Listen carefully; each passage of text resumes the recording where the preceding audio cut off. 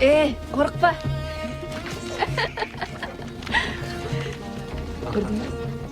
Back in the village, Alkaya and her sister are given full warrior status after proving themselves in battle.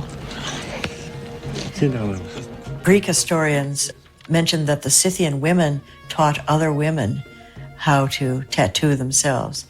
And in fact, archaeologists digging in the Altai region, in the permafrost, have found frozen mummies, heavily tattooed, both men and women.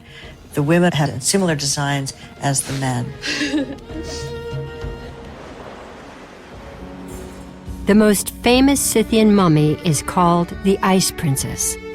She was discovered in an undisturbed tomb from the 5th century BC. The Scythian tattoos are often real animals that they hunted, and also fantasy animals, especially griffins. Griffins were very popular in Scythian art.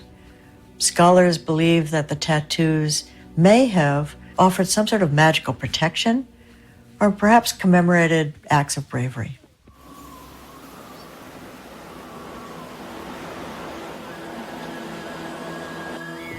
The sisters celebrate their new warrior status in another traditional Scythian way by burning and inhaling cannabis. Herodotus is telling a lot about the rituals, about the habits of the Scythians. And he says they are taking drugs to get into, when communicating with the gods, to get into trance. And he is describing that they use tents, and in the tents they burned hemp and cannabis and other things, and then they... He tells us about the joys of hemp smoking. And now archaeologists have discovered that many Scythian bodies are buried with their own personal hemp-smoking kit. They have found a Scythian grave that contains some vessels. The residues contain not only hemp, but opium. Now, in a euphoric haze, the sisters decide to explore.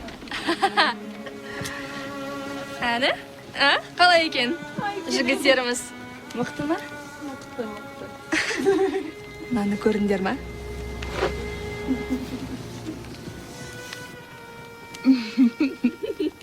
Al, Samsi. Birinchi bo'lsin.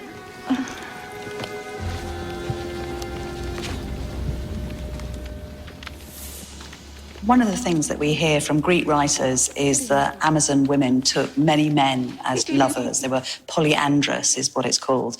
And this has often been used to describe how sexually promiscuous they were, and this was a kind of fantasy version of the Amazonian woman. But we do know that this happened in tribes on the ground, because of course it would, because you'd use different men so that you could produce more vigorous children. Hi, Simba.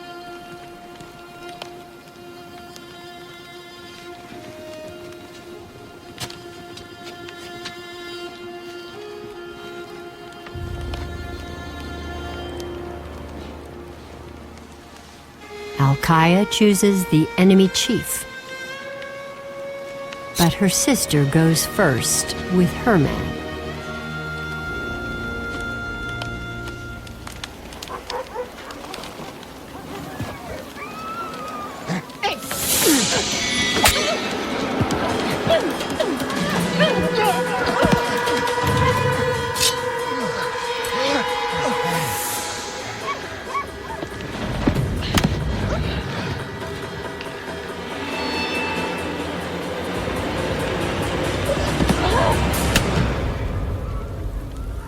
Alkaya stops the captive in his tracks. Despite her triumph, Alkaya is impressed with her enemy's strength and cunning. She has met a worthy match. To understand better the Scythian sexual life, sexual habits, we had to look at later nomads. When a foreigner, stranger, approached such a group as a guest, he became offered the woman.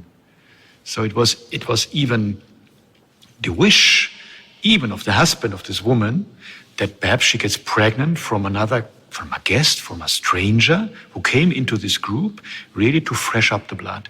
And I think such habits must have been widespread in any kind of small and isolated groups.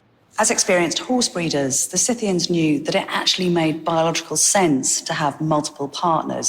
So we think that warrior women took many lovers, and this might be partly why these stories start to emerge about the Amazonians being obsessed with sex.